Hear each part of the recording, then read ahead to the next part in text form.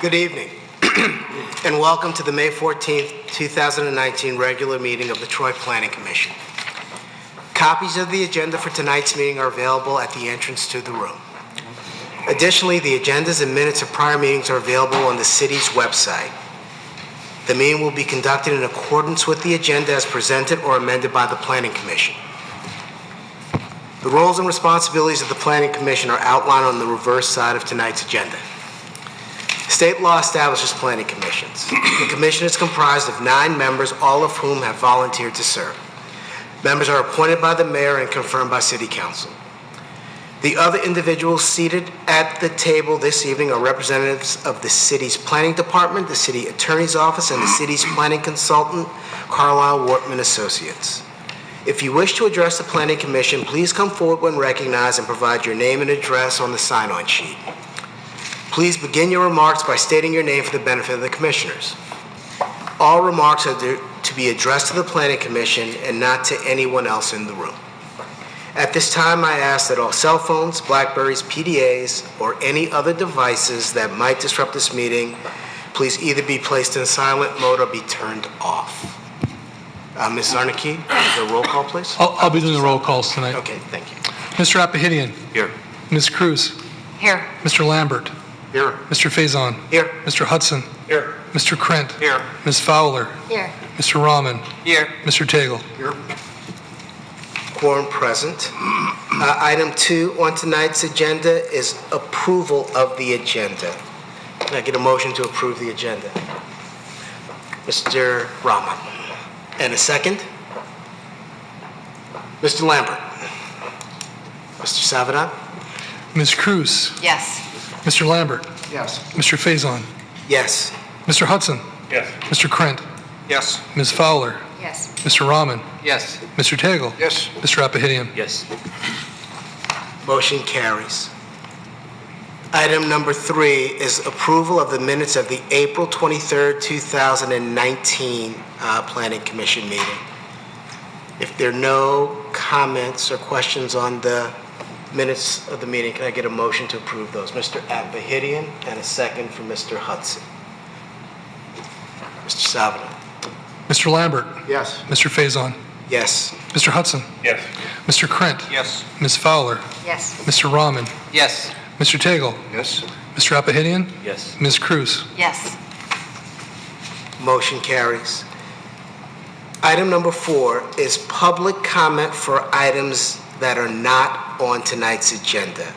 Is there anyone in the audience that wants to make a comment on an item that's not on tonight's agenda? Seeing none, I'll move to item number 5, special use approval.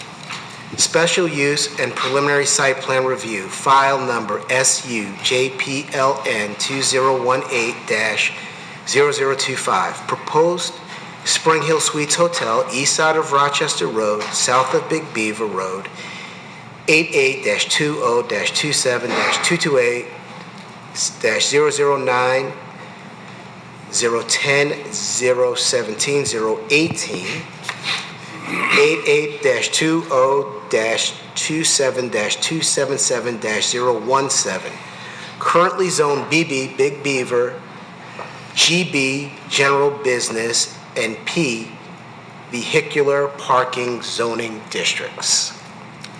Mr. Carlisle. Thank you. For quick background, the applicant tonight is located on Rochester Road, just north of the exit from I-75. The applicant is seeking approval for a special use and preliminary site plan approval to build a 5-story, 123-room extended stay hotel. In addition, the applicant has purchased a strip of land between the building and the site in question in Owendale on I-75 for the purposes of overflow parking to meet their parking requirements. They note that that area will be used predominantly for employee parking and overflow parking during busy time periods. The site is zoned Big Beaver with the parking zoned GB and parking. The Big Beaver does allow for a hotel use as a special use. Quick reference in terms of site arrangement, the building does run front and parallel to Rochester Road. It does meet all the requirements of the Big Beaver District. access to the site will not be from Rochester directly, but will be off the two side streets of Henrietta and Owendale. And again, overflow parking and employee parking will be on that strip of land on Owendale.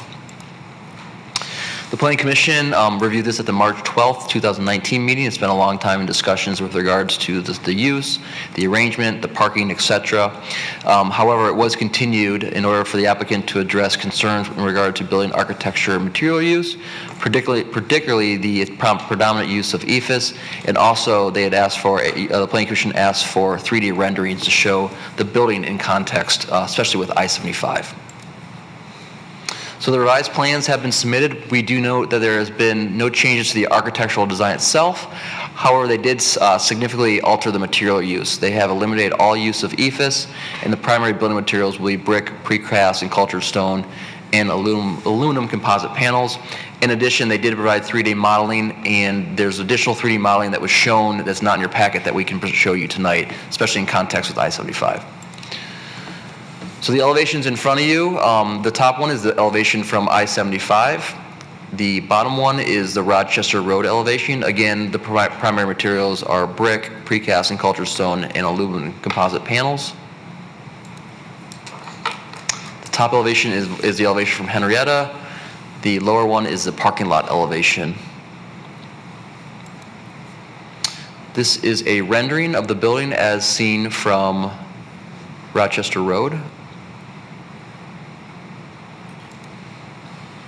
This is another elevation from Rochester Road.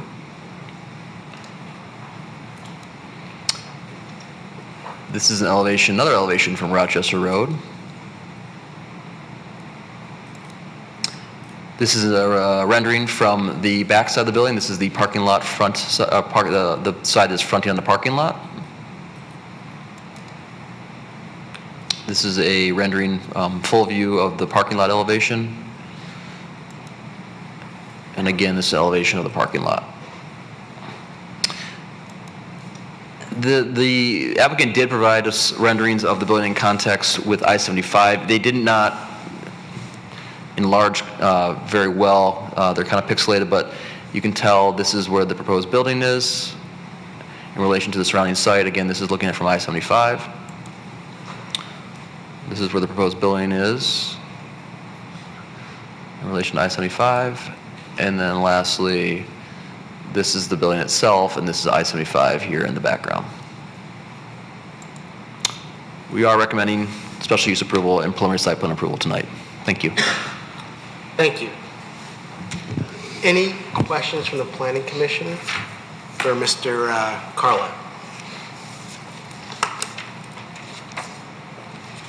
Mr. Chairman, I have.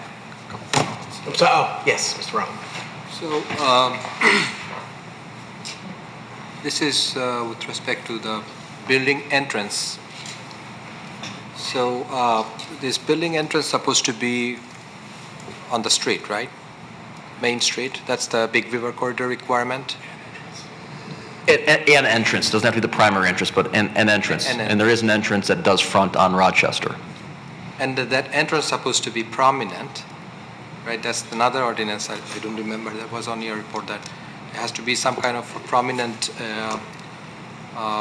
canopy or something, you know, so that it can be considered as like an entrance.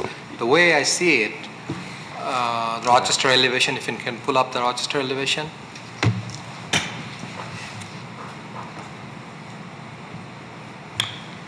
So, just a drawing. So there's an entrance right here. Yeah. That we find is a pretty prominent entrance that allows you access into the building from Rochester Road directly. But then the other ordinance that you have, and I think I have it marked here. I just want to have that discussion. It says that for commercial buildings, that is with respect to the Big River Corridor, the commercial buildings incorporate clearly defined, highly visible customer entrances using features such as canopies, porticos, and arcades. So I don't see anything there, because we are not even supposed to have main entrance at the backside for Big River Corridor. It doesn't say you can't have a main entrance to the backside. It says you have to have an entrance that's a usable functional entrance on the front elevation.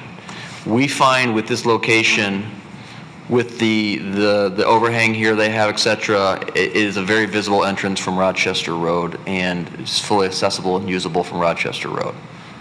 We find that it does meet the requirement of the ordinance. Okay. And I have one more comment. And Sure, it's go ahead. with respect to the Big Beaver Rochester node. If you look around, and then we discussed this in last time we met, the other buildings that we have, they're all 1-story. And this is a 5-story building. So I don't know if we are ruining the theme of the node, the Rochester Big Beaver node, by having a 5-story building at the corner. So that's something that I think as a planning commission we should discuss. Thank you, Mr. Chairman. Sure. So I'll just make 2 comments with regard to that. I know we spent a fair amount of time last meeting talking about the size of the building, but also the design of the building. So I think there have been improvements. Certainly with the design, I don't think the size has changed. And in the context of that area, I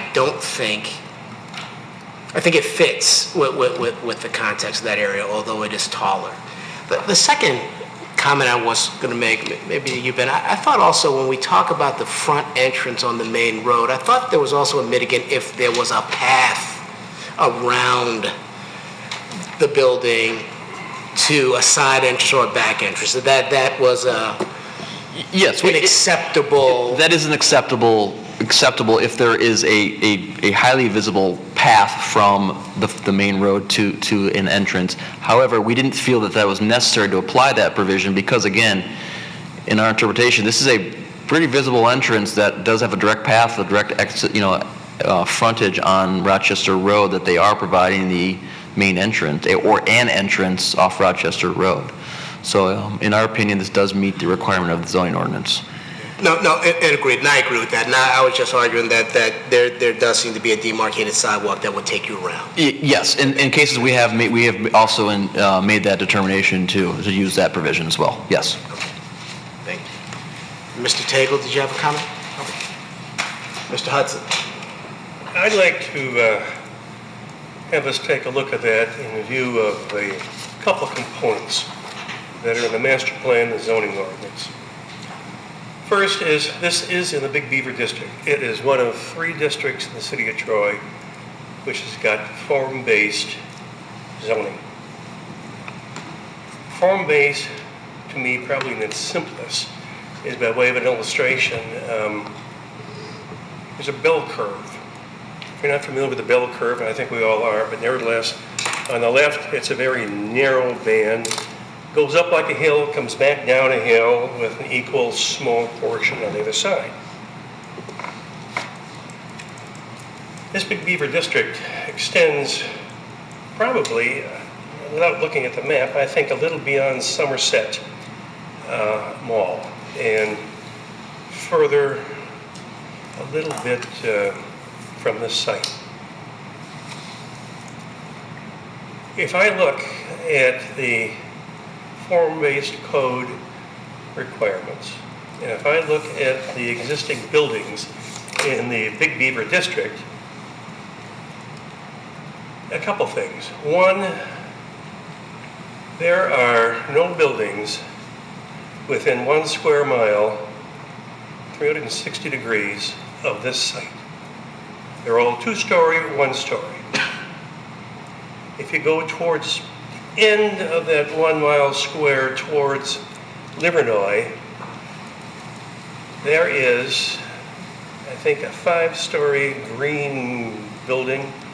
We've got what used to be the, I think, the AT&T building, which is 17, 20 stories, I don't know. But that seems to be, in the Big Beaver District, the beginning of that bell curve. Going to the east from Livernois on Big Beaver, you've got small office buildings, 2 stories. You've got apartments, 2 stories. You've got condos, 2 stories. You have a commercial mall, 2 stories. This is 5 stories. And going back to my illustration of bell curve, We all know what a flat line looks like. And if you were to put this 1 mile square section of the Beaver District in a graphic, it's going to be a flat line except for a 5-story bubble sticking up right in the middle. Now, special use requires that the project be compatible with the uses. It should be harmonizing with the character of the adjacent properties and surrounding area. I don't find this is compatible at all with this district in this portion. So I guess what I'm saying is 5 stories is too much in my opinion. I don't think it's compatible. It sticks out like a sore thumb. Architecture is good. It's too tall. Probably by 2 or 3 stories too tall in my opinion. I'm done.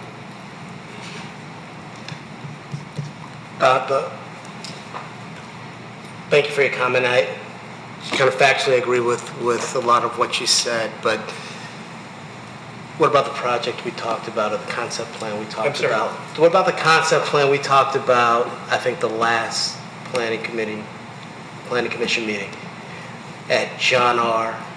Oh, Big yeah, Beaver? that's another example. That's 8 stories, right? No, it was 3 stories down there.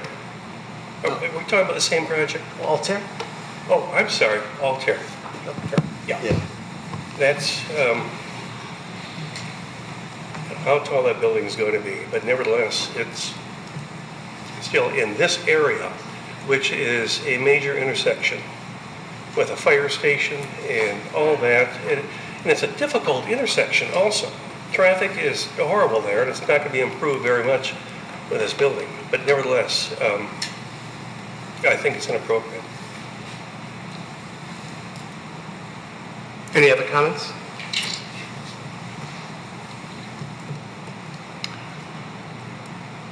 What is the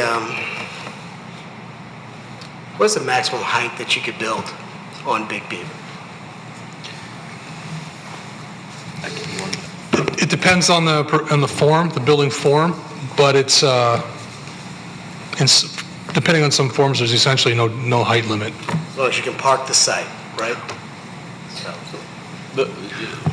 I'd say for most sites, the maximum height is 6 stories, 66 feet. Okay. So this is lower than, one less story than the max height for most sites. And those would be by right developments? If it was a use by right, so for example, if it was an office building, a retail building, yes, that would be by right. Okay, so if I comment on that.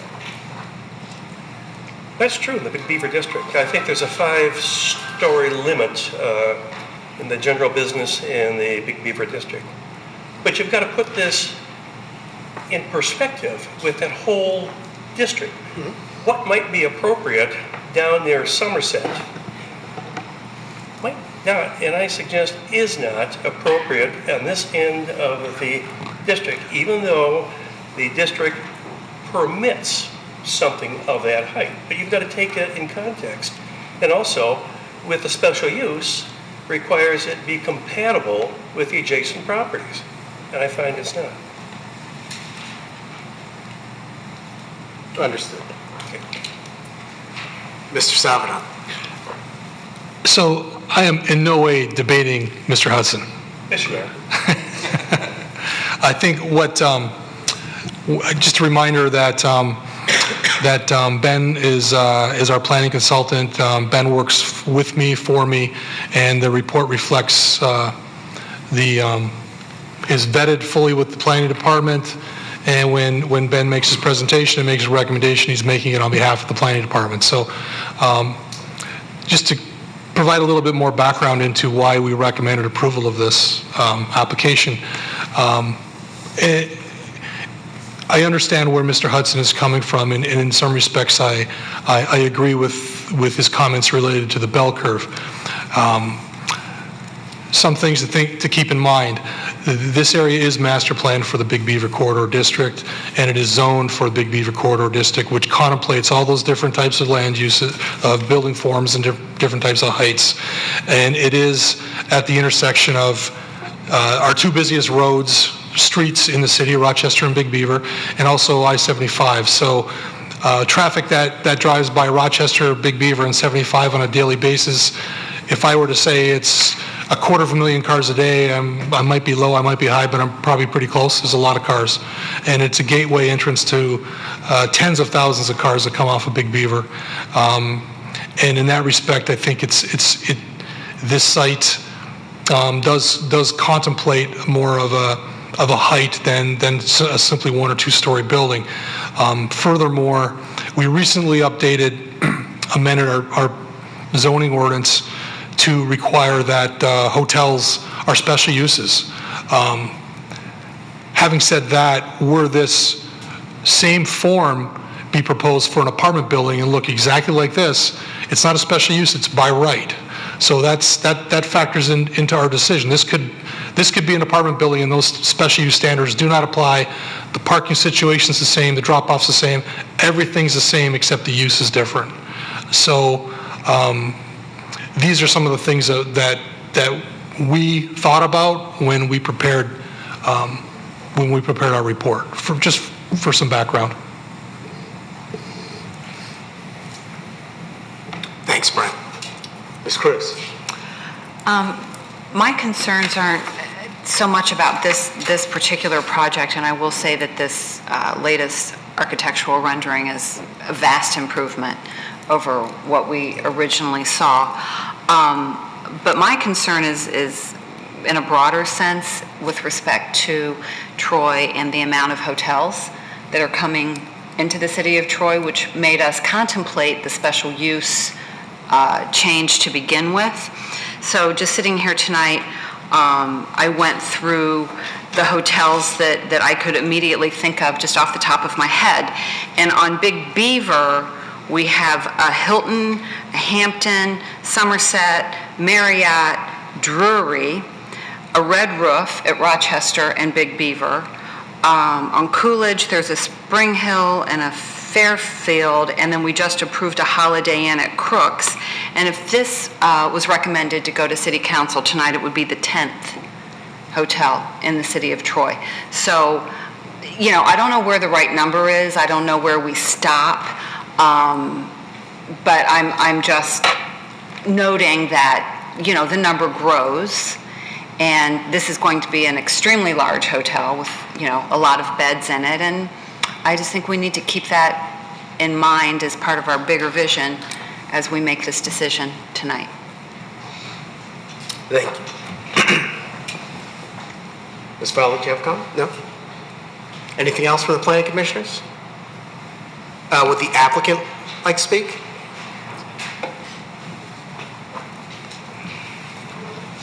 Oh, I forgot Embassy Suites. Your point's still valid.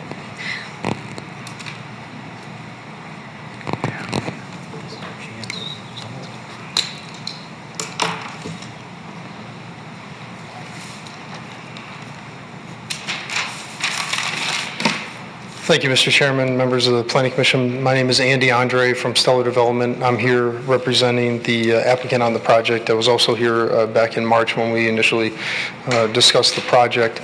A couple points that I'd like to make. I think both Brent and Ben touched on the majority of the things when the updates that we had done since the last time that I was here.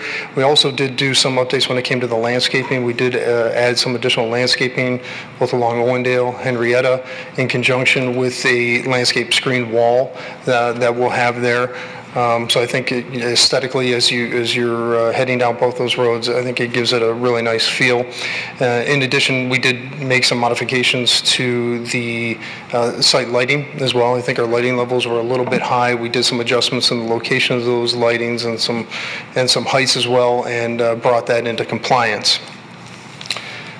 When it comes to when we look at the site, I think Brent hit it on the head. This is a gateway location. This is a gateway location into the southern portion of your city, and something that would be prominent, I think, that's what calls out for this location in particular. So when we looked at this property, knowing its Big Beaver district and its form base and what are the different things that we're doing, I think when you look at the rendering that you have that's up on the screen now, you can get a feel for what that is. Even though it's 5 stories, one of the things is if you look at the overall building height, it's actually a fairly low profile. I think it's only 54 feet to the roof line.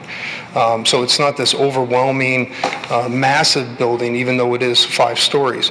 I think the relief that is more depicted in the rendering that's up there breaks up the mass of the building along there, the change in the materials, the change in the colors. There is some portions of the buildings that are recessed. There are portions of the building that are cantilevered out. We do have a prominent entrance that we worked with staff on that northern portion. We do have a landscape wall that comes in and around it, dedicated entrance. So we feel very good about the way that building has come together. So when we look at if we could do one of the perspectives of the surrounding area, probably from, I'd like to see if we can keep going, please. Keep going. Maybe back one, I'm sorry. So when we look at this, I just want to contextually, if you could, look across the street. Okay, that's a 1-story building across the street. It has a peaked roof. It is probably every bit of 40 feet in height for a 1-story building.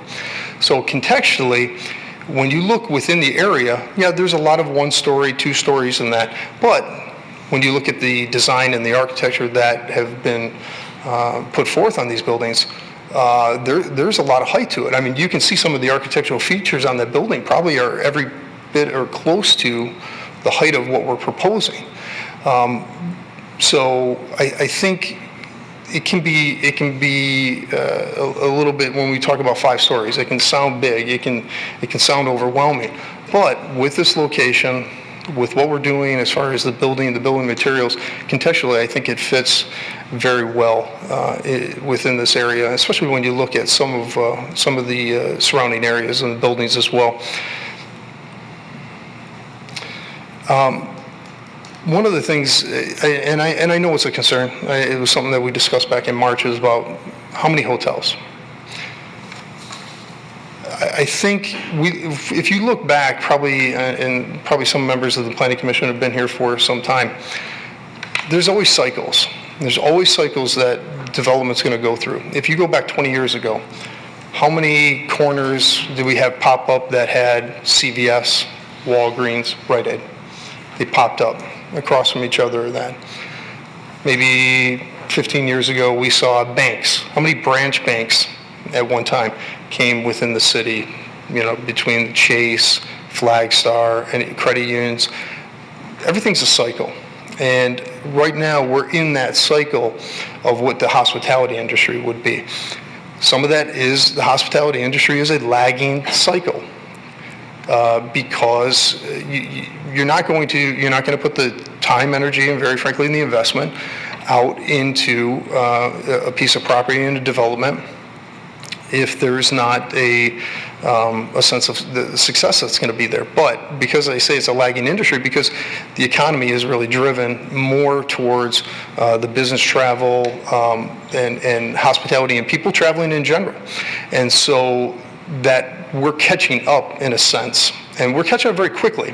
It's coming in a very short period of time, but just like anything else, that cycle is going to end, and that's going to end very soon. I can tell you that, because land is becoming less available.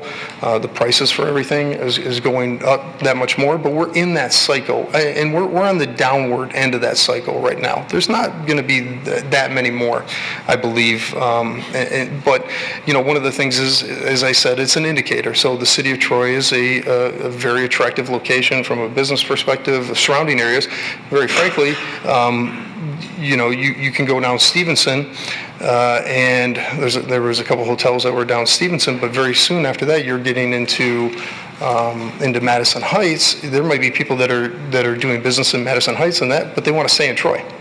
And so you're actually bringing in surrounding areas. So it's not just within the city of Troy; it's the greater area that you're bringing in, and that's where the capture rate is coming from these. So I can certainly understand concerns on it, and what I can tell you is from the industry trend, from the perspective on that, we're nearing the end of that cycle. But as far as this project is concerned, I think it fits very well within the area. We've met the requirements of the district, and we're very excited by the opportunity. So be happy to answer any questions that anybody may have. Thank you. Mr. Krant? I noticed on your illustrations that the clouds in the sky are reflected on the building. Is that going to be blue glass, or what is that material? Right, that's a very good point. So no EFS. Let's go back to that. There's no EFS on this building, and so this is an aluminized material that is applied to the building. It's kind of in a panels, and so they get installed in panels, and so there can be some reflective features to it. And so what you'll see there is you'll get a little hint of that surrounding area with this. And so what we're proposing to do is to utilize different colors of the aluminized material. If you look on the plans, it's ACM is what it's called, in conjunction with the stone, the brick. All in all, it's very durable, and so all the materials that we're proposing are very durable. Yeah, but I'm looking at it, it looks like a direct reflection of the sky. Is that true, or is that... No, I think that's a little bit more of the rendering. Okay. Because I was also thinking about the reflectivity of the, sunlight hitting it, then hitting people maybe on I-75 or Rochester Road, or lighting up their eyes with the sun. I think that's more of an effect of trying to present the materials Do you have with the rendering. samples of the materials? I don't have any with me. I'm sorry. You were speaking about the hotel cycle, and I'm curious, what drives the demand for the additional hotels? Sure, and I think just like anything else, the general market will drive the demand with the brands in particular, especially with the large ones between IHG, which is Intercontinental Hotel Group. That's the parent company for Holiday Inn. I'm sure you guys have seen that. Marriott and Hilton. They're very strategic in where they're looking. So they are looking in particular areas that have strong growth markets that are very stable. And so it really starts with them targeting certain areas and then working with applicants such as this to identify particular pieces of property. Once those pieces of property are identified, it then turns into a market study, a feasibility study, and there's a 20-year outlook when it comes to those feasibility studies because they obviously want to make sure that both the financial investment that goes initially into the project and that also this project can be sustainable for that time period. So it starts at a really large level from the brand perspective, and it starts to work its way down to a site-specific location, and that's where you're seeing that. And so, probably in any of the hotels that you're seeing, they all follow that same matrix. And the second question is, I think you mentioned it earlier, is this primarily going to be business travelers? Absolutely. That's one of the things, especially with it being the suites, a little bit of an expanded area, seating areas and that different things within the suites themselves, the offerings. There is no restaurant in this location. It would be continental breakfast, but we typically see business travelers is primary. 3 to 5 days is what we typically will see in typical reservations and locations like this. And yeah. Thank you. Thank you. Any other questions for the applicant? I don't see any. Thank you. Thank you. Mr. Tannapelli. Compared to the other hotels in the city of Troy, for affordability-wise, how affordable is this compared to the others? Sure. So I'm not sure exactly where everything falls within a price range. I think, again, market tends to dictate that based on, because this is a Marriott product. There's other Marriott products that are within the city. They all work off the same reservation system. And so there tends to be a balance between those. So it will fluctuate a little bit, but it won't, it certainly is not at the lower end, it's at the mid-range, so probably in everywhere between the $130 to $150 a night range. Thank you. Thank you. Any other planning commissioner discussion or questions on this item? You could be seated, sir, if you're ready. Yeah. No?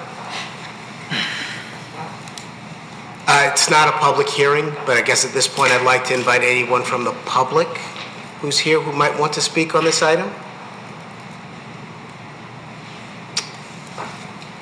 Okay, seeing none, let's come back to the planning commissioners. And it seems like, yes, Mr. Abahidian. So I have one thought on this.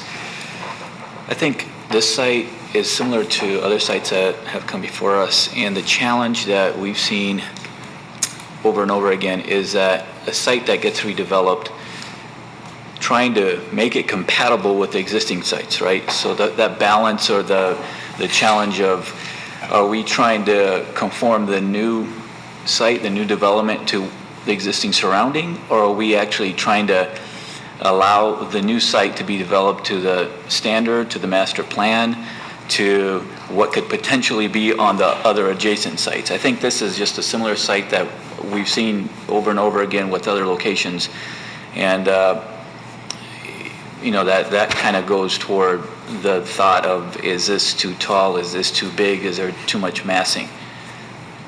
It depends on how we look at that in terms of redeveloping a site with, to the east, we have those homes that were probably built in the 30s and 40s and 50s, not redeveloped there for decades. On the west, we have similarly a retail center that has been developed recently, and the height of those structures they're one story, but we got REI, we have that entire strip of structures that a one-story structure at the peak of the roof, or at an average height, is probably 40 feet or somewhere around there without even having 5 stories. So again, I think that's something we should take into consideration as we're looking at how these sites are getting redeveloped in the city. I think that's a very good point and very well put. And that's kind of the way I was looking at it as well. It's not necessarily what's there, although compatibility is important, but what could be there, and what's the vision for that area.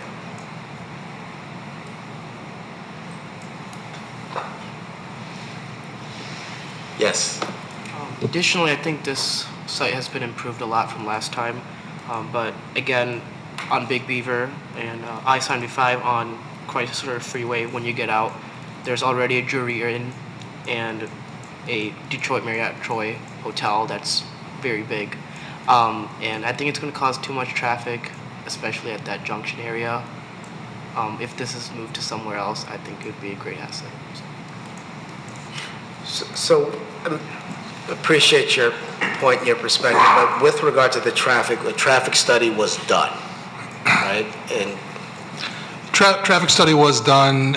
We had a representative of our consultant, OHM, who was here to address any and all questions related to traffic. We did not add the traffic study and that information to this agenda item because I believe we had vetted it at the last meeting, and I recall our consultants from OHM, Steve Deering, stood at the podium and indicated that with the I-75 improvements to that interchange and the addition of a northbound lane, it would significantly improve traffic in this area, even with this hotel. That's what he indicated at the last meeting. that was my recollection as well. I'm ready for resolution. Anybody else? Are you ready? Go ahead, Mr. Gray. Resolve that special use approval and preliminary site plan approval pursuant to Articles 8 and 9 of the zoning ordinance as requested for the proposed Spring Hill Suites Hotel and accessory parking lot located on the south side of Owendale east of Rochester Road, south Big Beaver Road, Section 27, currently zoned OM, Office Mixed Use District, be granted.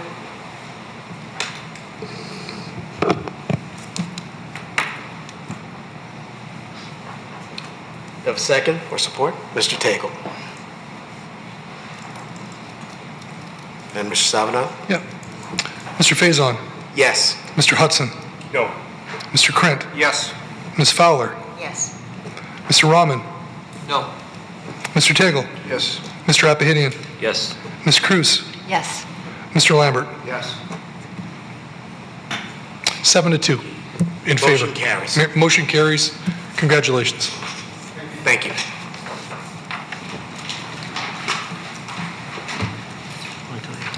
You're the man. Item number 6 is the next item on the agenda. Preliminary site plan review, file number SP2090005. Proposed East Maple Plaza Retail Building, south side of Maple, west of DeQuinder, 2790 East Maple Road, Section 36, currently zoned NN Neighborhood Node B. Mr. Carlisle. Good evening. Before you tonight is a proposed retail building located on the south side of East Maple, just west of DeQuinder. It's 2 parcels. In totality, the applicant plans in combining those 2 parcels and building approximately 8,000 square foot retail building divided into 4 retail spaces. The site is currently zoned neighborhood node. To the north and to the east is also neighborhood node. To the south and to the west is R1E single family residential. In front of you, outlined in red, is the lot area. Highlighted in yellow is the location of the building. Access to the site will be made through a curb cut off Maple Road. Parking for the site is located in the rear of the side of the building. There is vehicular circulation around the side and the rear of the building, and there is pedestrian access off a main direct connection from Maple Road, as well as circulation around the front side and the rear of the building. We do note that the building complies with the neighborhood node requirements. However, we do note that the applicant is asking relief to put the building 30 feet back from the Maple Road right-of-way. The reason they're asking for that relief to 30 feet is to put a pedestrian pad or outdoor seating pad in between the building and Maple Road. This is a deviation the Planning Commission can grant, and so they are allowed to, the Planning Commission can grant a maximum setback of 30 feet, provided that within that setback is pedestrian space. And again, they're proposing to utilize that space for an outdoor seating plaza area. The application does comply with all landscaping requirements subject to Planning Commission approval. The Planning Commission approval is for the allowance of along the western property line to use a variety of evergreen screenings. We do note that the applicant, there's a letter included in the packet tonight from an adjacent next door neighbor who was asked about the provision of a wall rather than landscape screening. That should be some discussion of the Planning Commission tonight. The trash enclosure is located in the rear of the site behind the building. It is screened by a masonry wall that will match the building materials, and we do note that the photometrics do comply with all ordinance requirements. The building will be primarily masonry material with a limestone base, metal siding, and metal crowns. In front of you is the Maple Road elevation to the top. Again, there's a significant amount of glass and fenestration. To the lower elevation is the rear elevation that's adjacent to the back of the parking lot. The side elevation is more of a blank wall without any openings, but that is again to the side of another building and drive aisle, which will not be very visible. And lastly, in front of you on the bottom side is the parking lot elevation. Again, a lot of use of glass on that elevation as well.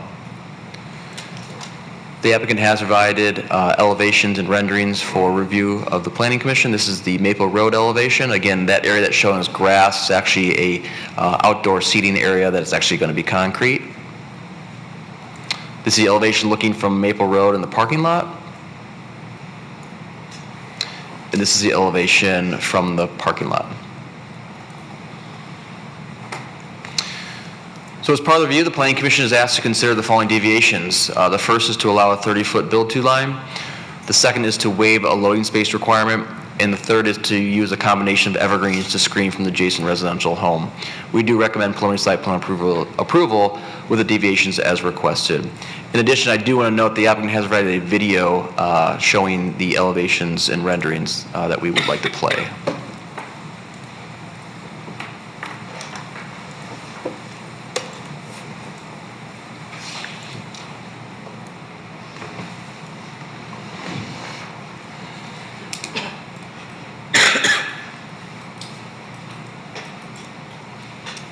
One second.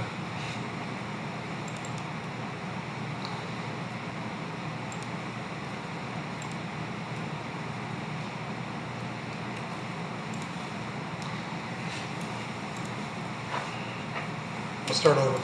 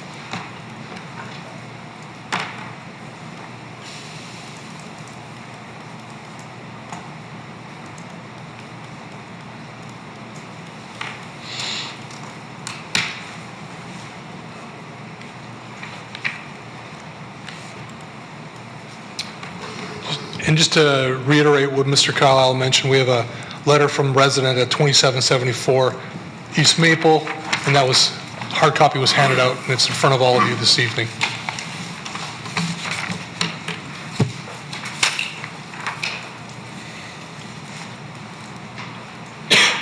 Does that complete your presentation? Yes. And Mr. Chairman, I know this is not a public hearing, but I would indicate that I believe the person that wrote the letter is in attendance this evening and probably would like to speak. So I see her putting her hand in the air, so I think we'll get there, but I just wanted to make sure that you were aware that she was here. Okay, thank you. So I had one question for you, or you and Ben. So the concrete plaza, like on Maple, is the rendering, is that how it's going to look, or is there landscaping around that? I know you said the grass would be concrete. I understand that. I'm just... So this, Mr. Faison, this is the actual landscape plan. This is a concrete pad. The renderings show this as grass. It's not going to be grass. It's a concrete pad with landscaping adjacent or abutting Maple Road to kind of have a little bit of a buffer transition area between the roadway, and the actual outdoor seating area. We did talk to the applicant about this. They noted that they want 2 areas of outdoor seating. They want areas of outdoor seating in front of the building, between the parking lot and the front of the building, and they also want it here along Maple Road as well. And does that mean the expectation is those would be restaurants? That's the understanding, that they wanted outdoor seating in case they were rented for restaurant use. Okay. I don't think the final tenants have been determined yet. Understood. Any other questions for staff? No? No? Would the applicant like to speak? Yeah, I'm concerned about one thing. Excuse me, miss, we're going to have you come up to make your comments after the applicant speaks, okay?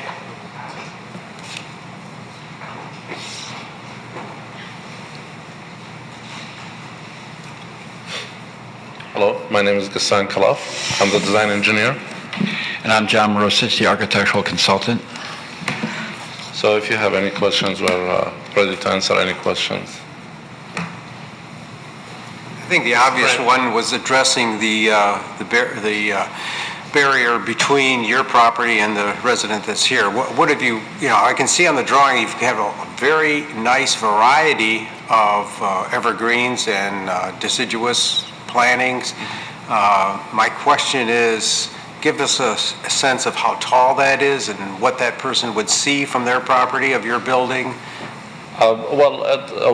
This exceeds the requirements for the screen wall, which is 6 feet. This goes higher than 6 feet. It goes 9 and 10 feet in trees, even more than that. Actually, we did that as to take care more of the neighbor, not to see a screen wall, as to see more of landscaping.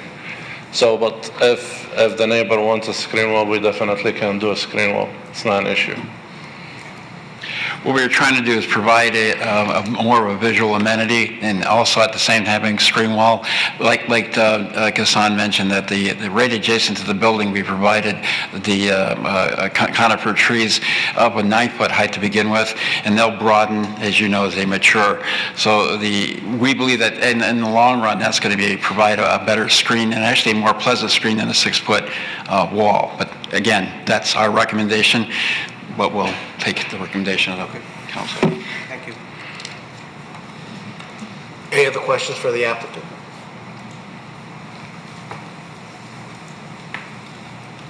Thank you. Sure. Right up with that. Okay.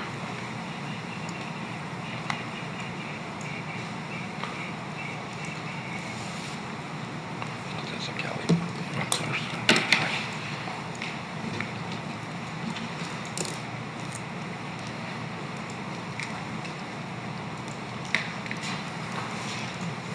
Would you like to speak? Yes, please. And if you could just sign in and then state your name for the benefit of the commissioners, and then share your thoughts or comments.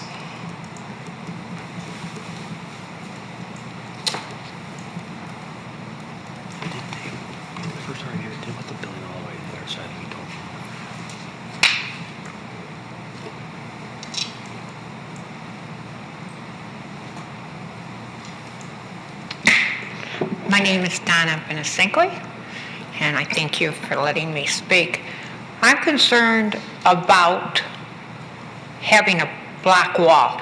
If you look at the other buildings, they're all black walls from north to south, east to west. I know these gentlemen sit there and they say about landscaping, but anybody can go through those trees into my property. And as a safety precaution, it would be better off to have a black wall. And I'm not only concerned about my safety. As you go down from where this property is and what they're going to build down to Minnesota where the store is, there's 5 seniors, including myself. And so by not having a wall, people can walk into these trees and down in through the back and go in through people's homes or property. There's no safety. And that should be the concern of everybody's, our safety. And then the other thing is, as you said, on the other property, on the other site for the hotel, about the traffic. The traffic's very heavy there. If you notice on 15 Mile Road where Comerica is, they have a no left turn sign. So my question is, because I've seen these people, they just sit and they just pull in and they go where the Polish market is and so forth. There's no consideration for other people. So I don't know if anybody's, from what I understand, they did say that somebody did look into the traffic situation, but would they do a no left-hand turn so that they wouldn't go this way, they would just go this way? So, because that traffic is really heavy. I don't know if it's because of construction or if it's just what it is. Thank you. Okay, thank you.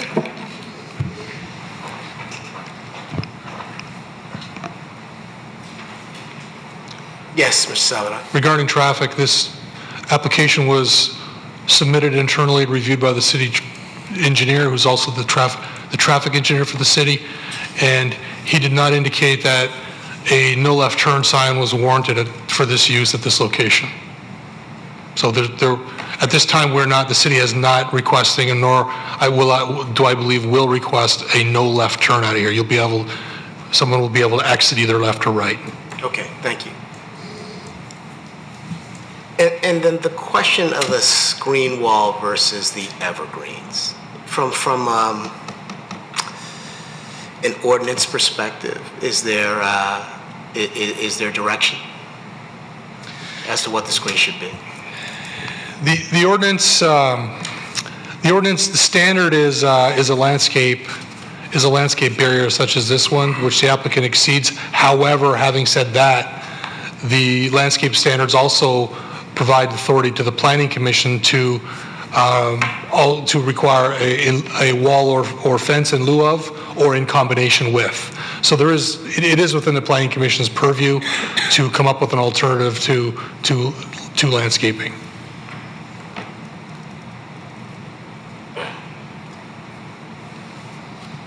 And then the landscaping, I see it on the west border. Looks like it's on the southern border. Is there a wall at any point on this property?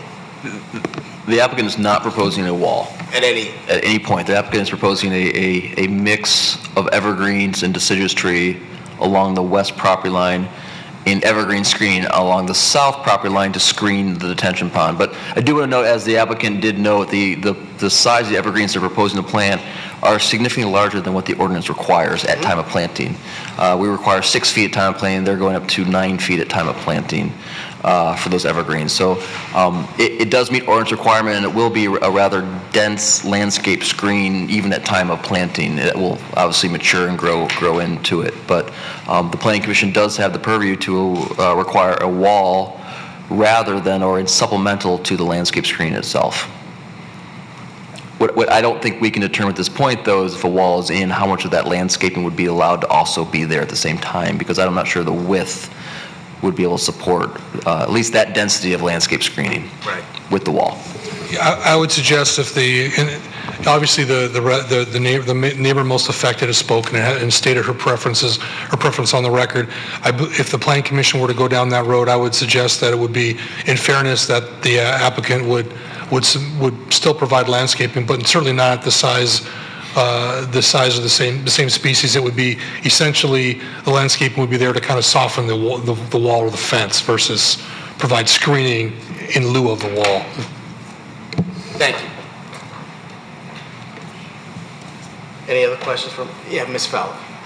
Since the doors or the entrance to those buildings is on the west side, and you're looking at the building, from Maple, what kind of signage would we expect to see in that building advertising what's in the building?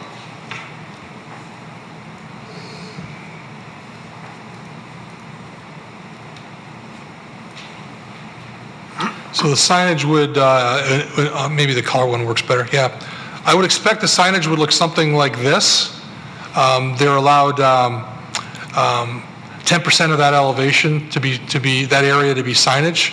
So it would be somewhat consistent to what you see in these illustrations. So where it says Unit 1, you would expect signage. Correct. And along the west side. That would be the expectation. There is a requirement, the transparency requirement for that glass that you can see in and out of. So it will restrict the ability of the tenant to place signs on the windows because they have to have that transparency. And there's no signage in front of the building, between the building and Maple. So there's none proposed at this time. However, the Planning Commission does not have the authority to review and approve signage. So I believe the applicant put the Unit 1, Unit 2, et cetera, as an indicator of where you could expect signage, but it's not for review and approval purposes. They could submit an application for a ground sign, but that's done after preliminary site plan approval.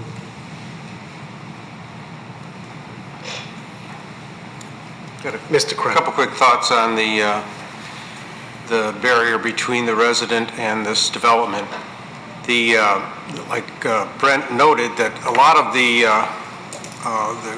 the greens, evergreens, other plantings are in the neighborhood of anywhere from 6 to 9 foot high initially, and they are staggered, if you look at the plan view, such that it's very difficult to walk through them. The other thing is maybe the neighbor consider she's going to be looking at, if it's only a 6 foot wall, that all those signs will be lit up right across, right directly at her house. And I would think these greens and trees growing, starting at 9 foot, eventually maybe getting to 15 or 20 foot high, that would be a better visual block between her property and this commercial property, at least visually. I can understand maybe some of her concerns about security, but if I was going to rob her house, I would just come right off of Maple. I wouldn't bother to run through a bunch of pokey, prickly evergreens, but that's my thought. Thank you. Mr. Abahedi. Just to follow up on that, I think we've heard the neighbor's concern, and her concern is mainly safety. She's not concerned about aesthetics, she's not concerned about lighting, she's not concerned about the sign, she's just concerned about her safety. And I think we've heard her concern, and if the applicant is willing to provide that wall in lieu of or in combination of, I think for her concern and her safety, she feels more comfortable with that wall. She's not concerned about trees, about height, about any of that. So I think that's what we've heard. I agree with you, Mr. I was going to say that I agree with Mr. Savinen's suggestion and Mr. Afidian's. I think that's a good solution for everybody. And that solution will be to let the applicant Have a propose. wall and some plantings in addition to that. Yes. And I think that's what we heard that the applicant was willing to do. Any other comments? Mr. Chairman, if that's the direction of the Planning Commission, then whoever's the maker of the motion would have a condition of approval of adding a wall. Right. Agreed. So are we ready for a motion? And do we have a maker of the motion? Mr. Carlisle. Just for clarification for the applicant and for us, I assume the motion should include some detail about if you want a masonry wall that matches the material of the building, et cetera, just a little guidance for the applicant. Thank you. Okay. So some detail on the wall in addition. Mr. Chairman, do we need to discuss the height of the wall? It's going to be 6 feet. 6 feet? Yeah. Okay. Yeah. Thank you. You going to make a motion? No.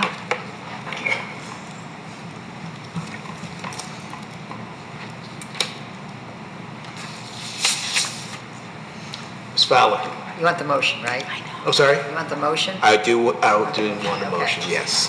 Resolved that preliminary site plan approval pursuant to Article 8 of the zoning ordinance is requested for the proposed East Maple Plaza retail building located on the south side of Maple and west of DeQuinder, Section 36, within the NN Neighborhood Node B district be granted, subject to the applicant constructing a 6-foot brick wall in addition to plantings on the west side and the south side of the site.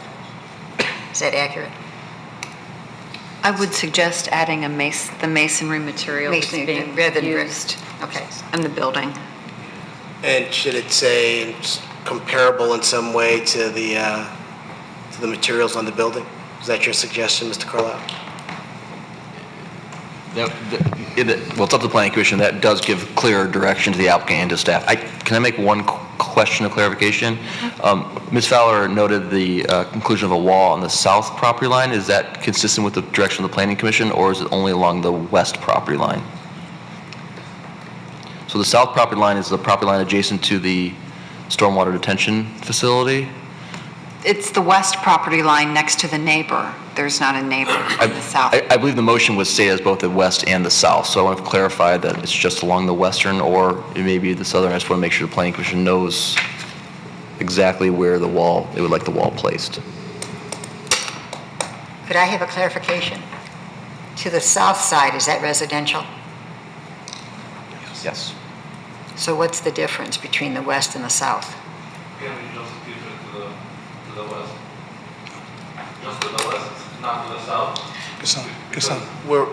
Yeah. Because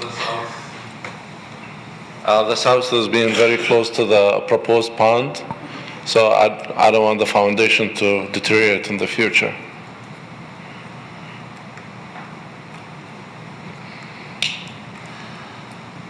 So if it's a wall and the landscaping to the west and just the landscaping to the south, does the south landscaping have the 9-foot dense plantings Yes. that we see in the plan today? Yeah, it will have the same landscaping.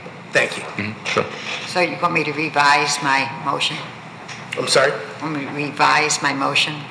Well, I mean, that's our determination to make. We've heard the neighbor, we've heard from the applicant. But our motion should be what we feel is appropriate. I'm going to say Mr. Lambert. I don't know if the motion has been seconded yet or not, but do we also need to include the parts about the 30-foot build-to line and the waiving of the loading space requirement in the motion?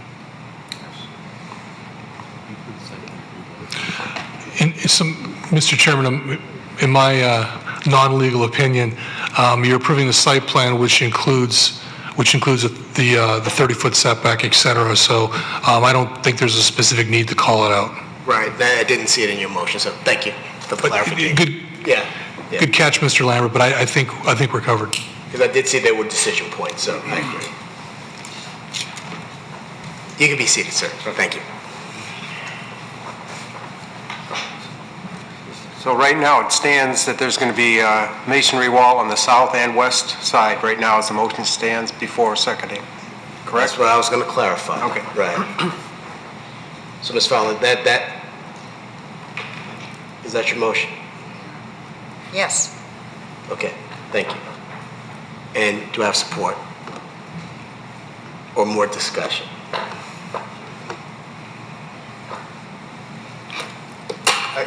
I guess we have a neighbor here tonight that was concerned enough to come to our body and ask for this consideration.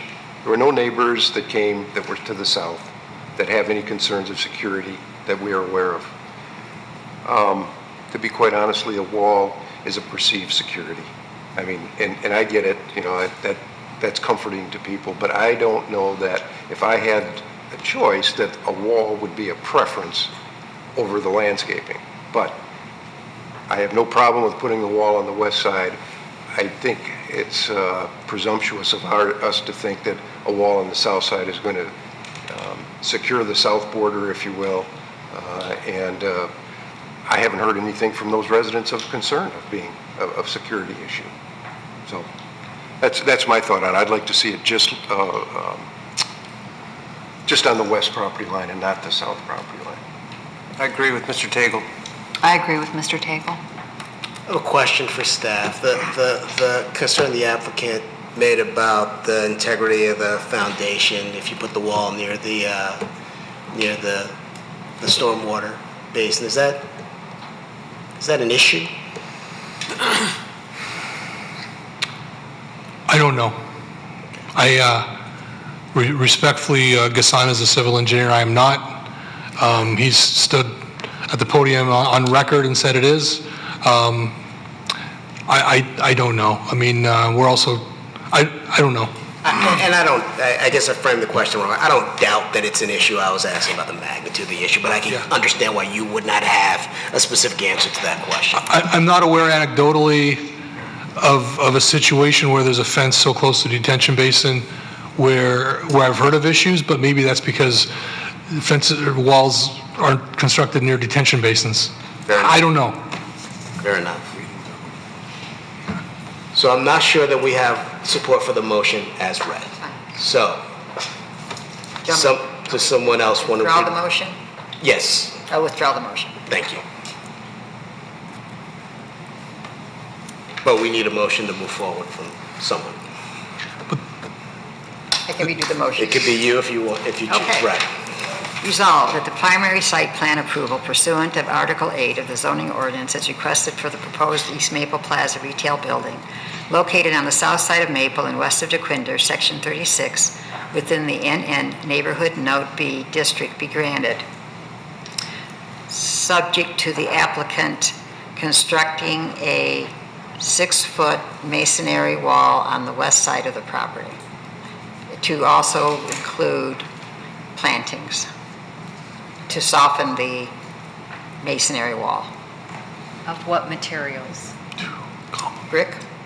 Is that you mean masonry, what kind of wall? Yeah, brick.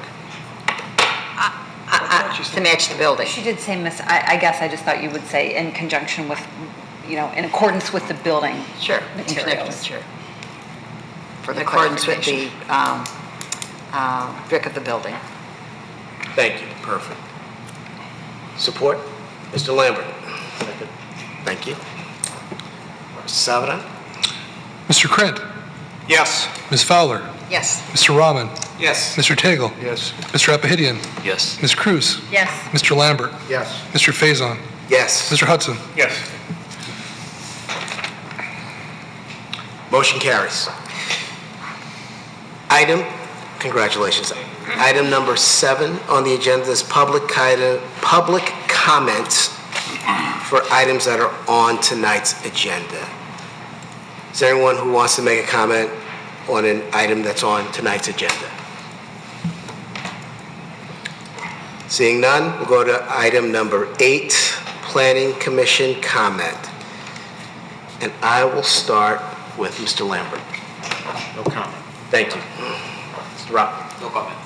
Fowler? No comment. Mr. Apahidian? So I have a comment not related to the projects that we had here tonight, but more to something that we've done in the past, the cluster ordinance. It's been 2.5 years since that has passed, and we've made that revision to the zoning ordinance. And 2 of the main components of that ordinance was to incentivize the open space development for residential projects and also to incentivize housing diversity. More specifically, smaller ranches with first floor master plans. I think the first incentive actually worked quite well, but the second one, not quite so well. So various studies that were presented to us in the past actually showed that there is a demand for smaller footprint homes within the city. And my thought for tonight was just to throw out the seed or the proposal that we initiate another conversation about another way to incentivize, this time something more specifically in terms of developing smaller homes within the city. So to start that conversation and see what we can do similarly to what we did with the cluster ordinance to provide that additional incentive in ways that is more tangible and in ways that we would get some similar response from the development community as we did with the cluster ordinance. So just wanted to throw that out there and see if anyone would has that interest that we start that conversation and that sometime in the near future. That's my thought. So just one question on that. So how would potentially we have that conversation? Is that a planning commission conversation? Is that a planning commission and staff? Or what does that conversation look like? My understanding is, I guess, as a planning commission, one of our tasks or one of our one of the items that we can initiate is zoning text amendments, if I understand it correctly. So I guess the onus is on us if we wanted to make anything similar to cluster ordinance or the tree ordinance, that we can initiate that conversation and we can get that dialogue started. So in terms of, I guess something more specifically, I can put something in writing, more of an initial presentation to kind of get that conversation started of different options that we might have, of just to have that conversation of something similar to the cluster ordinance, to provide that type of an incentive that we did 2.5 years ago in a similar way. And thanks for the comment. So I wasn't pushing back on the comment. I was asking because I agree with you. We haven't seen those smaller footprint homes in the cluster. So is there something missing, right? So I agree. Kind of my thought. Mr. Hudson? I had no comments until I heard Mr. Finian, and I think I'm in agreement. I'd like to at least explore some incentive to encourage the development of a smaller home. Okay, thank you. Ms. Cruz? Oh, I was going to be real quiet until Ollie had something to say. Now I'm going to jump on the bandwagon. When you first brought up your comment, I don't disagree at all. We've not seen the proliferation of the smaller empty nester home or starter home. And then I thought, well, where's the land, right? Like, where are you even going to put the smaller home when there's so little land left in the city? And then the thought occurred to me just the other night as I was driving on Town Center Drive, how we had that whole Civic Center project and how beautiful it was.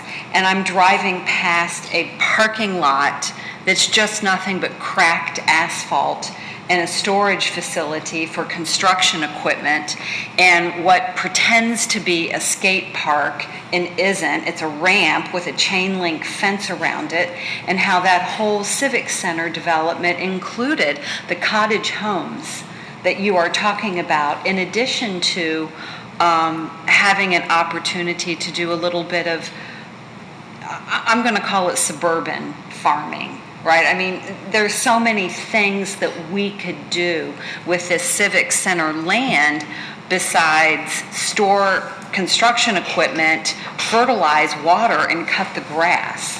Things that would really benefit this city. And maybe, a cottage home development is a nice place to get started with that. But yeah, the Civic Center area is...